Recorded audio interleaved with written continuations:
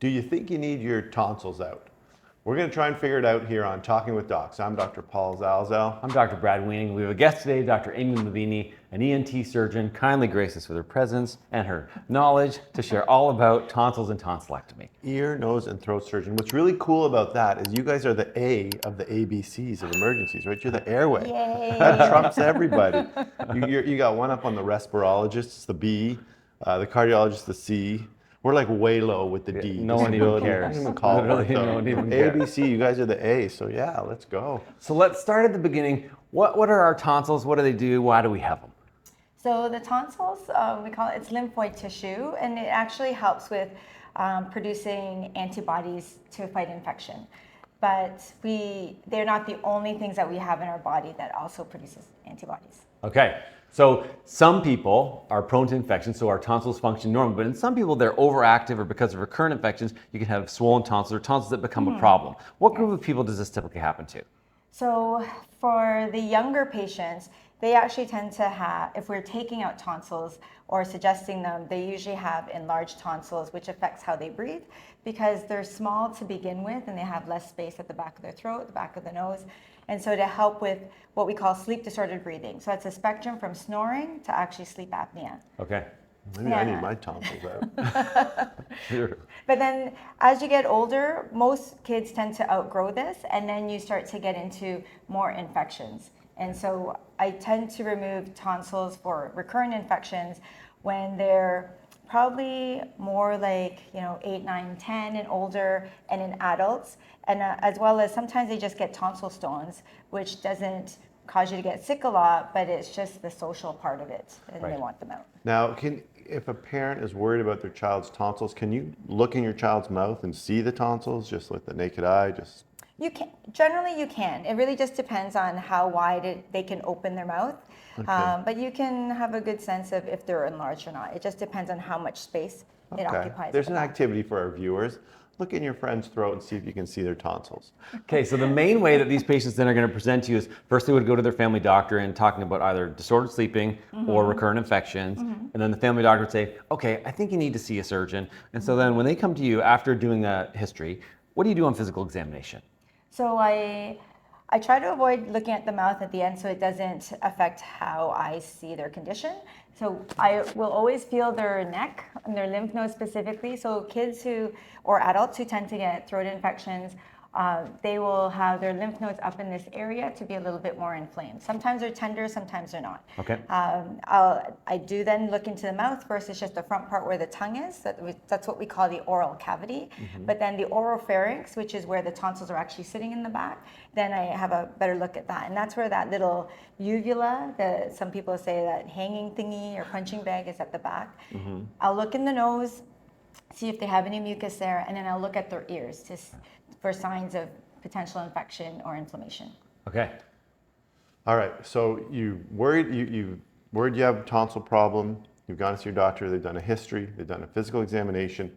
What investigations do you do are there any investigations do you do, or is it all just clinical from the history and physical examination? Most of it is just clinical. Okay. So unless they're concerned about trouble actually getting air into their lungs, and sometimes we do an x-ray to see is there any other narrowing besides where the tonsils are sitting. But for tonsil issues, usually you don't have to do anything else. If it's adenoids, which is a different area just above the throat, that's when we sometimes do investigations. Okay, so you've got the diagnosis, you've got either enlarged tonsils or tonsils that are prone to infection. The treatment options. So the treatment options are either watching and waiting to see if they're going to outgrow the problem or to actually remove them. And this is already assuming that they've been treated for their infection several times. The other thing you're looking at is potentially how they're sleeping, because that's why we commonly take them out in kids. So a lot of kids do outgrow it as they get bigger, and then the tonsils don't tend to take as much space at the back of the throat. But you can also do a sleep study to confirm that. And then so the guideline for parents, like how many infections do you have to have before it becomes a problem? Are there specific guidelines? Well, there's no hard and fast rule, but most of us we're taught and go by 6 infections in a year for 1 year, 4 infections in a year for at least 2 years, 3 infections in a year for at least 3 years. So this is a lot of time off school, a lot of antibiotic courses, a lot of stress for the mom and dad. So it makes sense. This is not something that's mandatory, though. It still would be a patient decision that they come to you. Rarely would you ever say, hey, you have to have your tonsils out, unless it was an imminent airway issue. Yes. Okay. So it is an elective case, but obviously when you see them in Emerge, if they have actual pocket of pus next to the tonsils at the back of the throat, then that is a more serious thing where we actually do recommend to remove them. Okay. All right. In that case, drain them at the time. Got it. So removal, so tonsillectomy. So take us through that. What is tonsillectomy? How do you do that? How do you take out someone's tonsils? So they are put to sleep. In the past, they used to be awake for it a long time ago. Wow. The dark days of medicine. That's what we call Well, it. there is still a surgeon in London who was still doing it that way with adults in the early, I think, 2000s, yeah. Wow. Until he retired. All right. Okay. So you put them to sleep.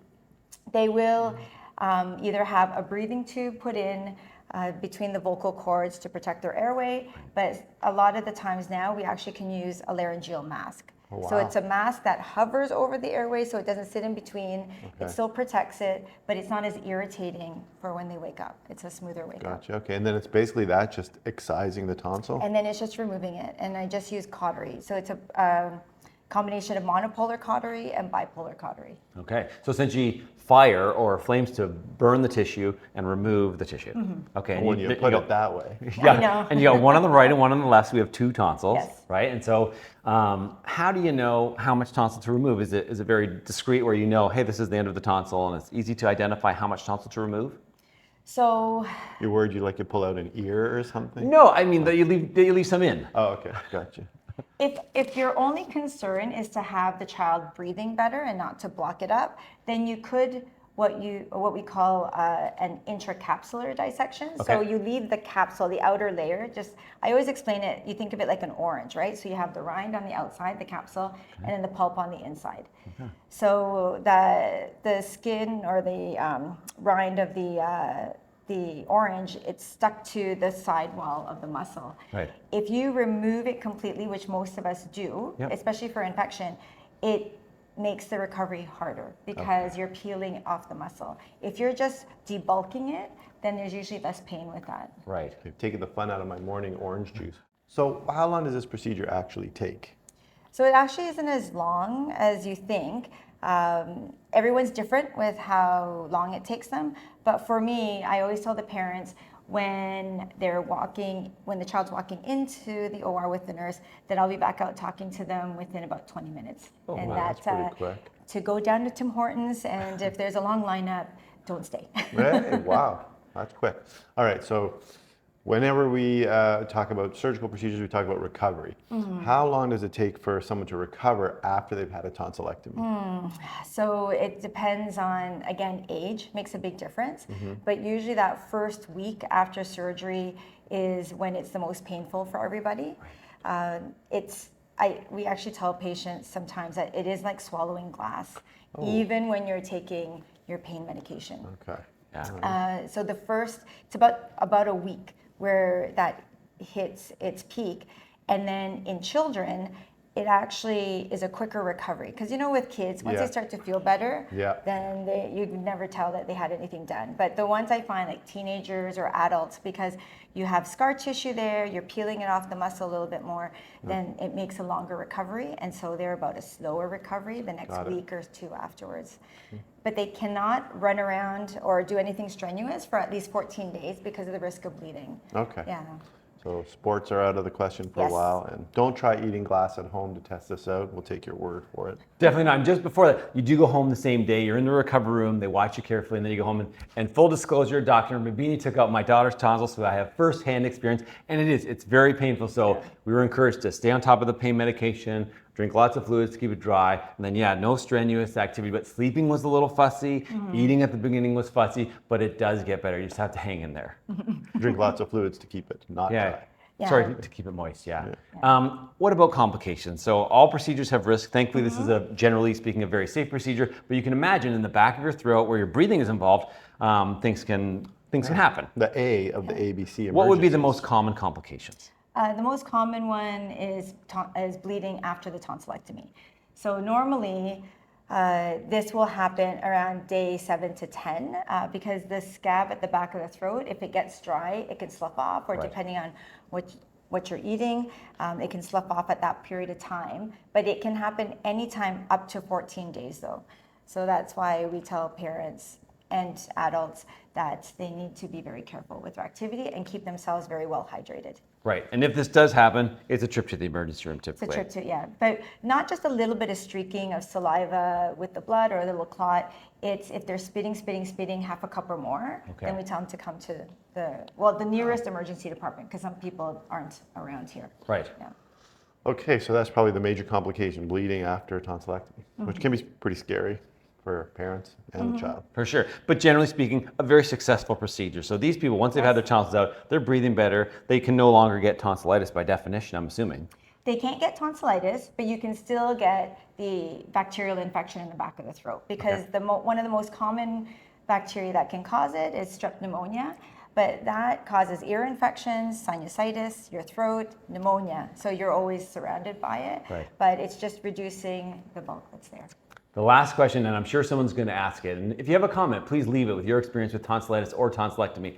What's the deal with the adenoids? How do you decide if you're having tonsils and adenoids out, or if just the tonsils? So it really depends on what you're removing them for and how old they are. Okay. So usually with the kids, their adenoids are still bulky. It's still related to their infections, and so we'll remove it with it. By about age 10 or 11, they usually aren't as prominent anymore. So if I remove a tonsil in a child that's older, I'll have a look at the adenoid tissue, but if they're pretty much flattened out, I don't touch it. Okay. And so definitely in the adults. And the adenoid's just hanging out real close to the tonsil. It is. It's just it's at the very back of the nose, just above where the tonsils sit. There you go. That's everything you want to know about tonsils, tonsillectomy, and adenoids. There is one thing. Everything Okay. but one thing. One thing. So we were talking more about infections and swelling of the tonsils, but there is actually one indication where sometimes you might just take one side out, and that's if they're not even at the back of the throat, and you're worried about something else, not infection. So like a biopsy almost. So a biopsy, yeah. Yeah. So if you had an abnormal growth in your tonsil that potentially could be cancerous, which I assume is quite rare, It but that would is. be the reason to remove it to get a sample of that tissue. Yes. So the most common one you'll tend to see, if one's larger than the other, would be either like a lymphoma. Yep. You can have a squamous cell carcinoma, but fortunately you don't see that as often. Okay. Yeah. So some asymmetry, not necessarily, but maybe suggestive of a malignancy, and that's a reason you might take one out to biopsy to figure out what's going on. Yes. Now There you you know. Okay, well, hey, now you know everything you wanted to know about tonsils, tonsillectomy, maybe even more than you wanted to know. But if you like this video, please like it and subscribe to our channel. And remember, you are in charge of your own health. And thanks to Dr. Mabini for joining us Thank this you morning. so much. You're very welcome.